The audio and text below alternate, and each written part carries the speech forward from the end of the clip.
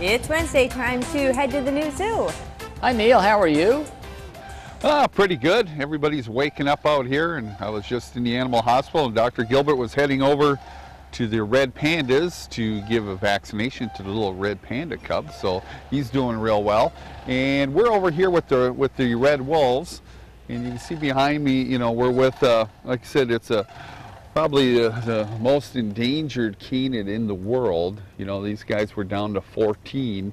You know, back in the 1970s, and you know, that's when there was a captive management plan put together, and you know, every animal that looked like a potential red wolf was captured. Biologists did that down in Louisiana and Texas, and lo and behold, there was only 14 left. So they started this breeding program, which has been pretty successful, but you know, when you only have 14 animals to start for, you got to carefully plan, and you've got to look at also what we do within zoos. There's like 40 different institutions that are involved with this particular program. And so the genetics of the individuals and which individuals go where are carefully managed so that we can go ahead and kind of maximize the genetic diversity, you know, for the long-term survivabilities of these animals. But the one other thing we do too is we want to make sure that we don't put all our eggs in one basket, or so what we're saying there is that we do not put all the red wolves in one particular area of the country.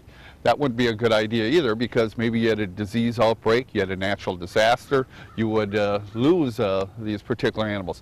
So what we do is we're involved with a program here. Now we have two animals here. We've got our male and female.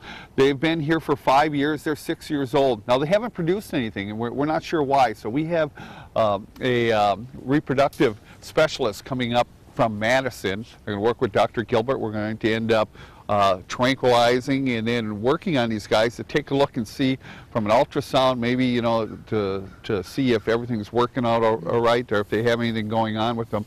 And if not, what will happen is then we'll probably end up having to switch probably our male out and bring another male in. But when you have this endangered animal like this in a species survival plan, you want to make sure that things are working and that you can maximize reproduction. Well, absolutely, Neil. We next so hour. Much to think about. Next hour, if I want to ask you the question, because you have those paths in their exhibit there, and it looks like they just go on their paths. I mean, they don't really go off their paths. Can you answer that question next time we talk to you then? Sure. Okay. Absolutely. Absolutely. We'll do that. Thanks, Neil.